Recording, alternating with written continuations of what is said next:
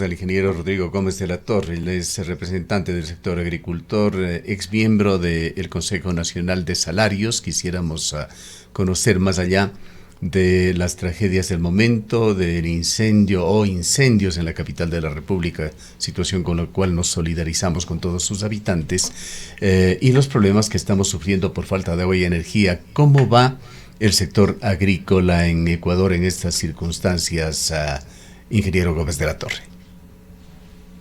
Muy buenos días a todos quienes nos están siguiendo a través de redes o a través de las emisoras. A ver, creo que es importante reconocer que los periodos de temporada seca y de temporada lluviosa son procesos cíclicos que se vienen y se van repitiendo. Es muy común estar hablando de los estiajes. Creo que estos últimos 2 años particularmente, 23 y 24, hemos vivido unos estiajes más fuertes de lo que habíamos tenido en los años anteriores, inmediatos anteriores, del 22, del 21 y el 20, que fueron más bien unos años un verano húmedo, digámoslo así. Lamentablemente, la falta de previsión, la falta de información, sí nos está generando y nos está pasando factura, como se dice. Evidentemente, como el ministro ha mencionado, una caída de producción de entre el 20 y el 40% implica que la afectación al sector agrícola, cuyo principal socio es el clima, es gravísima, porque hablamos de márgenes de rentabilidad entre el 1 y el 3%, una caída del 20 o del 40% en producción es un golpe muy fuerte. Adicionalmente, hay áreas devastadas donde el cultivo se perdió completamente, y ni hablar de las áreas que han sido incendiadas, sea estas, hemos visto áreas de bosques, también de cultivos, podemos comenzar desde Loja, hemos visto en Tungurahua, hemos visto en Cotopaxi, lo vemos en las laderas de Imbabura, lo vemos en Quito. Realmente la irresponsabilidad de la gente es gravísima, porque los incendios, digamos que un 99%, para dar un 1% de otra causa, son provocados. Y esa provocación de incendios es por gente maliciosa. No es un tema de que le podamos echar la culpa al clima, sino es un tema de que hay gente enferma que, aprovechando que está seco, prenden candela, y prenden candela afectando a todo el mundo. Pero regresando a lo que es la agricultura, obviamente hay una afectación. Esto definitivamente baja la oferta de productos, porque si yo pensaba sacar 100 y estoy sacando solamente 70, hay 30 de menos en el mercado, y esto incide en una elevación de precios, donde también hay que reconocer que también existe especulación. Licenciado, muy buenos días. Pues el gobierno habla de 35.000 hectáreas que han sido afectadas, siendo la provincia de La Suay precisamente una de las que ha sufrido las mayores consecuencias, con un total de 26.000 hectáreas afectadas. Pero quizás aquí una de las preocupaciones es que estos terrenos afectados tanto por la sequía como por los incendios forestales y estos otros efectos que podríamos decir del cambio climático, que exacerba estos periodos cíclicos a los que usted hacía referencia, en este caso el de la sequía, no se recuperan tampoco. Estos efectos que provoca hace que los terrenos se dañen, se erosionen, y la recuperación es cada vez más lenta y tarda mucho más tiempo en recuperarse. Esto implica entonces pensar a mediano y largo plazo en acciones que permitan, en este caso también al sector agricultor, irse adaptando a estas circunstancias que nos está imponiendo cada vez más con mayor intensidad el cambio climático. A ver, 2 puntos. Cuando hablamos de estas 26.000 hectáreas en Azuay, o 35 o 40.000 hectáreas, que hace referencia el ministro, yo sí quiero cambiar el término. No son afectadas, son devastadas, porque ya se perdió todo, cuando la afectación está en más del 80% del territorio nacional por efectos de la sequía misma. Porque una caída del 30, 40%, del 20% en producción o productividad, evidentemente es una afectación. Ahora, Lo que usted ha mencionado felicito el tema. La adaptación a las nuevas condiciones climáticas que las hemos venido anunciando desde hace años atrás, dependen y se vinculan directamente con la adecuada información. Cómo se están comportando los ciclos climáticos, cómo están los picos lluviosos, cómo están los picos secos, cuánto está cayendo mes a mes y cómo lo vamos evidenciando. Habemos productores que llevamos nuestras propias estadísticas y yo sé que este verano, por ejemplo, se compara casi a la par con el verano del 2015. Y yo sé que si se mantiene el ciclo como se dio en el 2015, se viene un octubre extremadamente húmedo, en donde tengo que estar ya ahorita, sin lluvias, preparándome para que el agua en las laderas tenga unos rompevelocidades, digámoslo así. No, pueden ser terraceados o pueden ser zanjas que frenan la velocidad del agua, que los caminos tengan las cunetas debidamente corregidas y limpias, que los cultivos estén, los terrenos estén preparándose ya para una siembra y vinculando también cómo sembrar, si es en ladera o es en plano.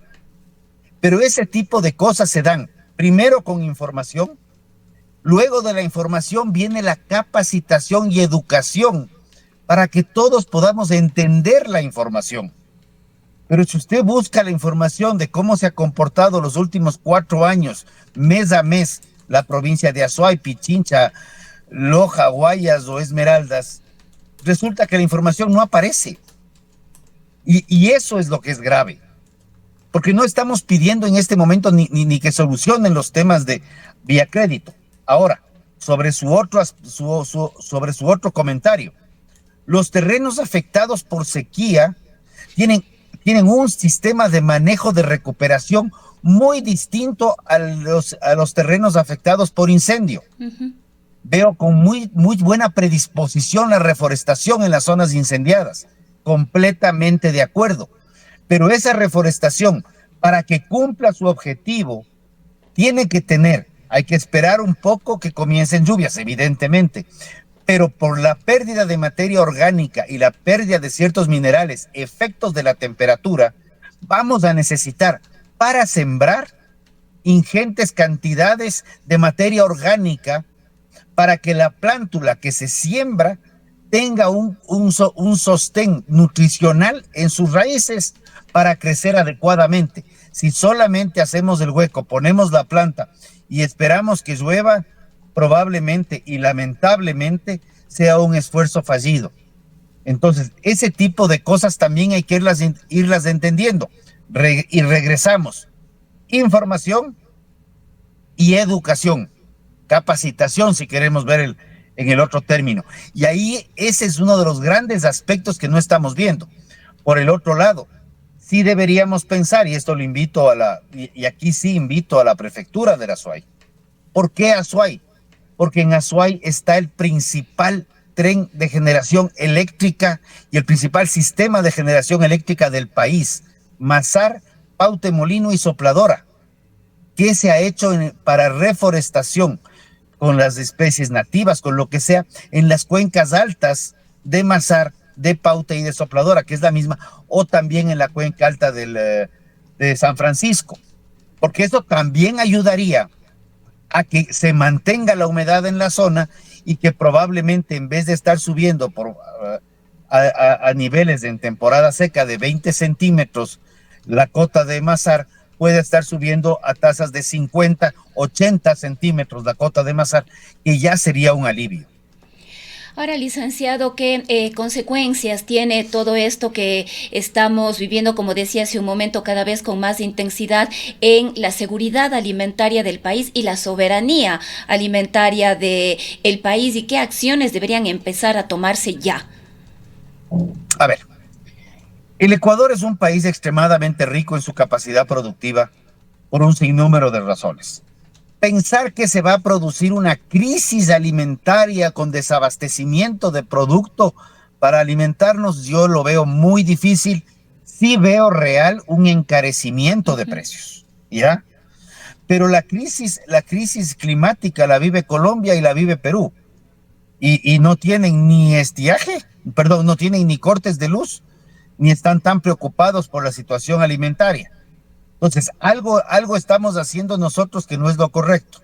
Probablemente tiene que ver porque estamos esperando hasta el mes de septiembre para ver qué vamos a hacer con respecto al tema de la sequía. De la Torre, si me permito hacer una observación allí, hay serios problemas también en Perú y Colombia, similares a los de Ecuador, quizá no con el dramatismo de Ecuador, pero hay graves problemas con los mismos temas: falta de agua, falta de energía, incendios forestales. A ver, incendios forestales en el hemisferio sur los tenemos en África y en América. No justifico el tema de incendios porque son provocados. A lo que yo quería ir es un poco a que hay un mejor sistema de planificación, tanto en Colombia como en Perú, del que tenemos acá, ¿ya? Y a eso me refería. Por esa razón, tanto Colombia como Perú, que tienen los mismos problemas de sequía, no tienen cortes de energía eléctrica, por ejemplo. Tienen unas matrices energéticas más equilibradas.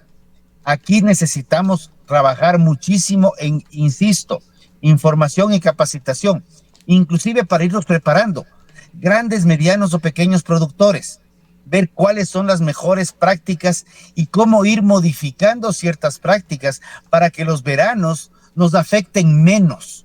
Siempre nos van a afectar, pero que nos afecten menos. A eso es a lo que yo quiero llegar.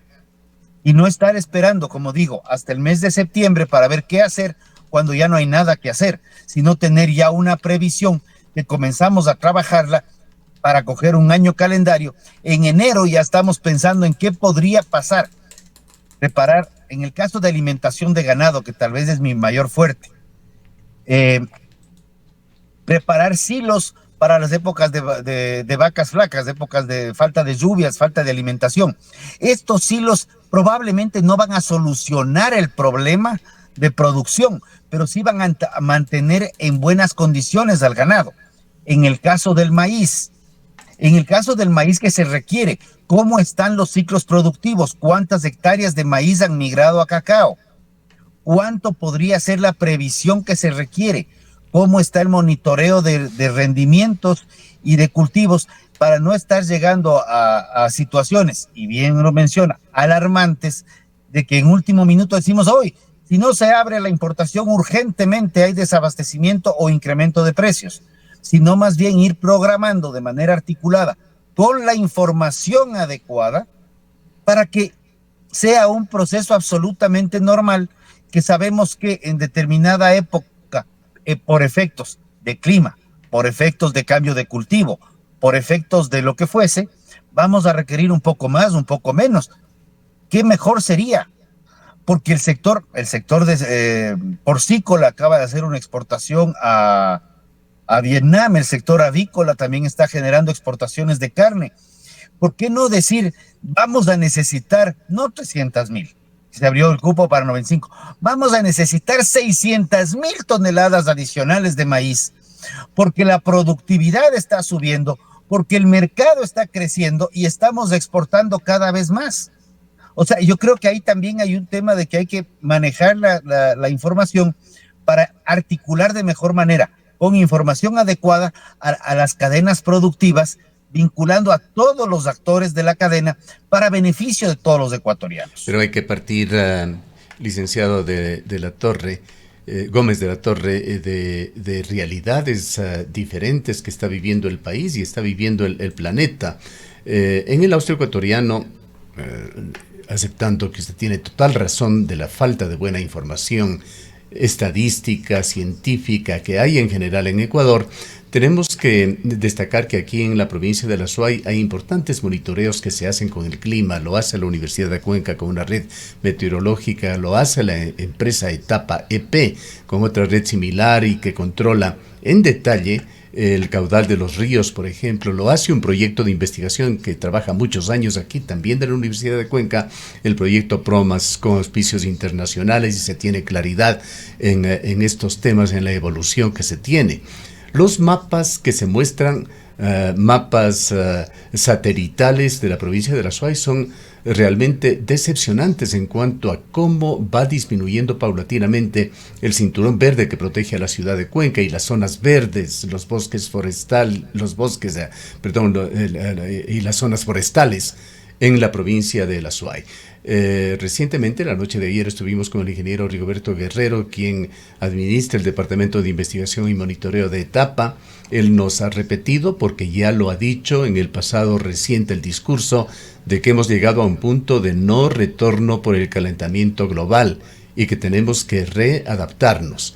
Habla él de que hay un 50% de caudal de lo que se tenía en los ríos de Cuenca hace solamente un año y que la situación es irreversible. Además que hay daños irreversibles que provoca la sequía, los incendios forestales, que los terrenos cambian sus atributos. La tierra pierde absorción de humedad, capacidad para formación de lodos, que es necesario cambios de políticas de Estado y, para usar un término contemporáneo, un reseteo de la visión ecológica y las costumbres de la población. Y además él advierte de que no podemos seguir alimentando a la población con criterios relacionados con estas teorías negacionistas que creen que todo son alarmas y que realmente en el mundo no está pasando nada. Hay que hacer un cambio en las actitudes, en el comportamiento, en la conducta y costumbres de la población para comenzar. Cada uno de los ciudadanos tenemos que aportar en esto. De otra manera, como lo ha advertido ya Naciones Unidas y su propio presidente, el mundo está yendo hacia un abismo. Sí quisiera escuchar sus reflexiones sobre este tema, siendo usted un representante de un sector que tiene actividades relacionadas justamente con el aprovechamiento de la tierra. A ver, precisamente a lo que me refería. El caso de un incendio cambia las condiciones del suelo y elimina la materia orgánica, que de esa, a falta de materia orgánica, menos absorción de humedad y menos conservación de humedad.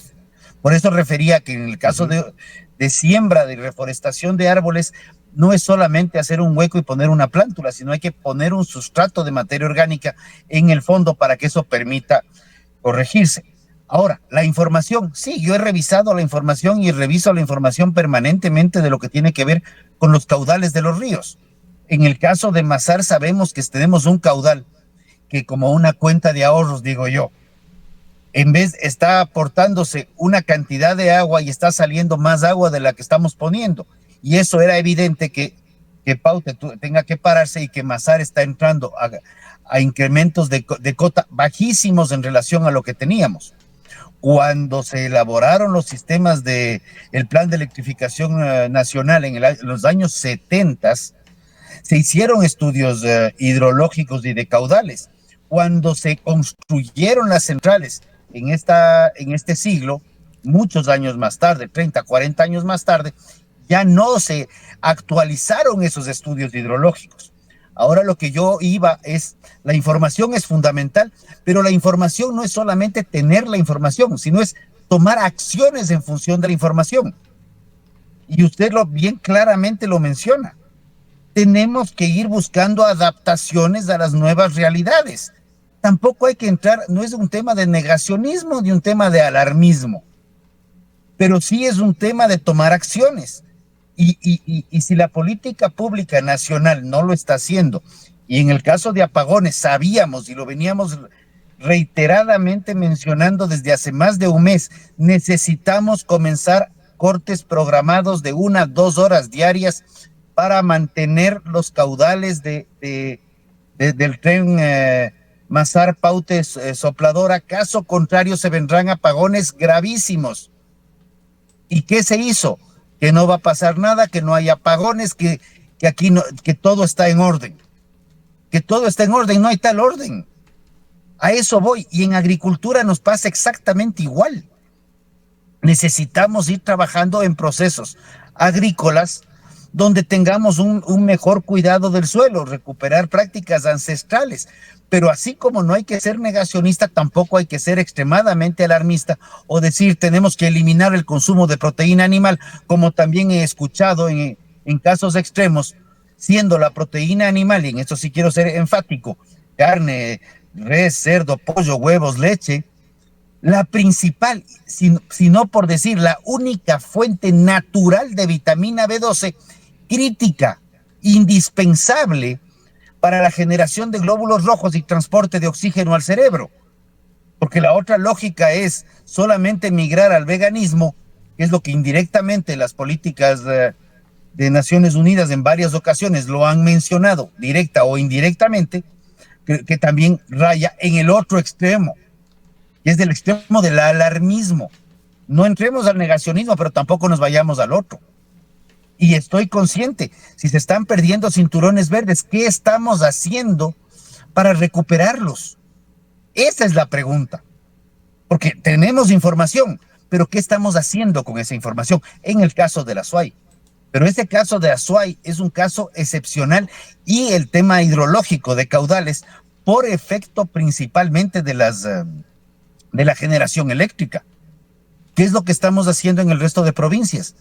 Yo le puedo dar fe de lo que se hizo hace muchísimos años en Tungurahua, una provincia extremadamente seca, una provincia con problemas de tierra, ya no es ni minifundio, es casi microfundio lo que hay en Tungurahua, de acuerdo a los promedios de información nacional que se tienen.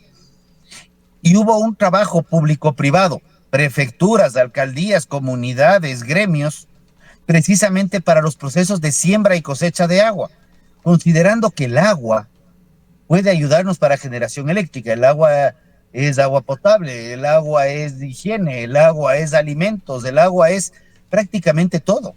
Bien, para entregar información un tanto práctica también para nuestros oyentes, ¿cuál es su percepción sobre la escasez de algunos productos que han generado también elevaciones de precio en el mercado? ¿Y quién tiene la razón en esto del maíz? ¿La industria avícola, la industria porcina reclama el maíz para poder seguir produciendo, mientras hay portavoces de su sector, agricultores que han dicho que hay reservas en el camino, que hay una falsa alarma y que estas serían cultivadas en cantidad suficiente hasta el mes de diciembre? A ver, yo creo que ahí tenemos un problema de información nuevamente. Perdón que regrese al tema. Si tuviéramos la información adecuada, podríamos decirle al sector productor de proteína, llámese avícola y porcícola, a ver, si hay suficientes reservas por esto y por esto. O podríamos decirle al sector maicero, perdón, no hay suficientes reservas por esto y por esto, ¿ya? Aquí yo creo que las dos visiones son totalmente válidas. Los dos creo que tienen su porcentaje muy alto de verdad, y los dos tienen su porcentaje también de precautelar sus futuros. El uno le preocupa que venga maíz más barato de fuera porque está vendiendo caro, el otro le preocupa precisamente que pueda haber un desabastecimiento, aunque sea corto, porque de eso depende la alimentación de los animales. Ahora, al tercer punto, si es que en ese encarecimiento del precio del maíz hay una carga de especulación. El maíz es un producto seco, es un producto que se puede almacenar, lo que no pasa con una cebolla, lo que no pasa con una cebolla fresca, obviamente una lechuga, una remolacha. Esos productos tienen que ser vendidos en fresco lo más pronto posible. El maíz, al poderse almacenar, permite especulación.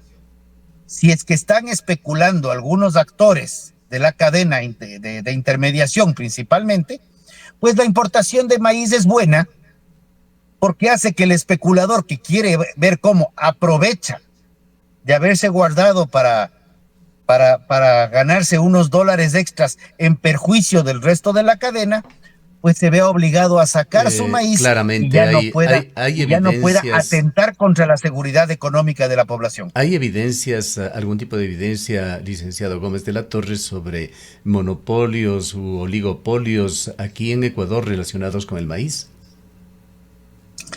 Vea, el concepto de monopolio, más aún el de oligopolio, es muy complejo, pero creo que más bien son intereses de especuladores pequeños, medianos, que sí existen y los hemos evidenciado en varios años de vida. Entonces, ahí es donde viene el juego o sea, ahí es cuando una apertura de importaciones pues rompe la especulación, y eso es altamente positivo. Bien.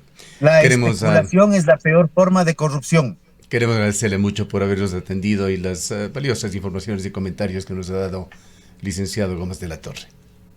Muy amable. Gracias. Licenciado Rodrigo Gómez de la Torre es dirigente de la Cámara de Agricultura del Ecuador, miembro de la Comisión Nacional de Salarios por varios años.